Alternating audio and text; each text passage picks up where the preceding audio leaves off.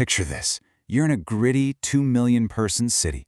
It's a regular Tuesday morning. You're sitting at a local diner, just sipping your coffee, when suddenly, without a single sound or warning, boom, the entire world around you simply freezes in place. Every person, every falling object, every passing car, just trapped mid-breath, like a photograph. And you're the only one still moving. Welcome to this explainer on an absolutely phenomenal piece of sci-fi noir called The Static Between Seconds. Today, we're going to unpack the massive mystery of a city where time literally stutters. Just listen to this brilliantly weird observation from our protagonist. He's a private investigator named Dex Colvin, and he's sitting in that exact frozen diner. He notices an egg flipped by a line cook, but it's suspended mid-air. He describes it as a small domestic sun. And that really hits the nail on the head for what these stutters look like. The physical world isn't just paused, it's captured with this intense, amplified, almost eerie detail. So, how does this all actually work? Here's our agenda for today. First, we'll cover the mechanics of the city that stutters. Second, the walkers and anomalies. Then we'll dive into the interstitial field, map out the probability space, and finally bring it all together with the translation project. All right, let's get into Section 1, the city that stutters, and Harrow's temporal anomaly. Now, this anomaly is entirely localized to the city of Harrow, and the really crucial thing to understand here is that time doesn't technically stop. It's more like all physical processes are just paused. Delivery trucks are stuck mid-turn, pigeons hang mid-flight, but weirdly, heat still dissipates. Dex's coffee still cools down, his cigarette keeps burning. Plus, the biology of a few incredibly rare immune individuals just continues normally. So it's this highly selective suspension of physics. And this didn't just happen overnight. Over 3 years, these stutters escalated from a quick 12-second hiccup to massive 41-minute freezes. I mean, imagine being stuck mid-bite or right in the middle of an argument for almost an hour. But incredibly, the people of Harrow have kind of just normalized it. They treat the extraordinary like it's totally mundane, just to survive the psychological shock. When reality snaps back, they just keep walking. Moving right along to Section 2, Walkers and Anomalies, the Immune Individuals. So the whole inciting incident of our story revolves around the staggering rarity of this immunity. Remember how I said Harrow has a population of 2 million people? Well, guess how many of them can actually move freely during a stutter? 6. Just 6 people.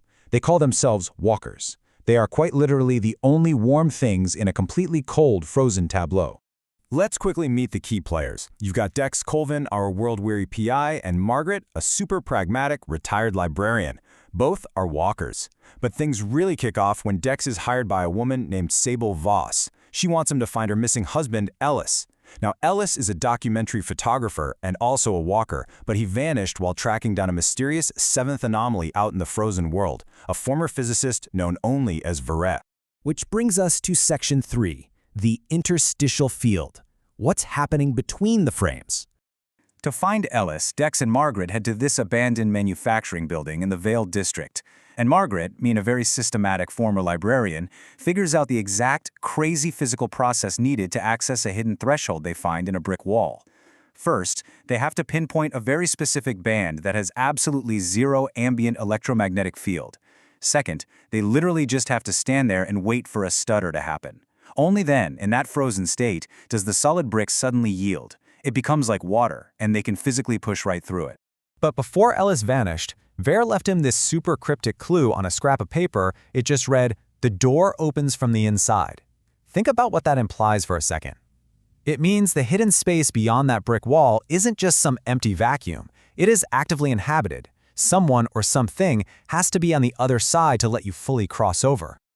Okay, so before we cross that threshold with them, let's do a little quantum physics. Don't worry, we'll keep it simple. This whole thing is based on physicist Castle's theory that time isn't actually continuous. Instead, it's discrete. Think of it like frames on an old-school film strip. There's a tiny gap between every single frame of reality. The stutters? They aren't paused time at all. They are massive glitches holding the door open to the interstitial field, the literal space between the frames of time.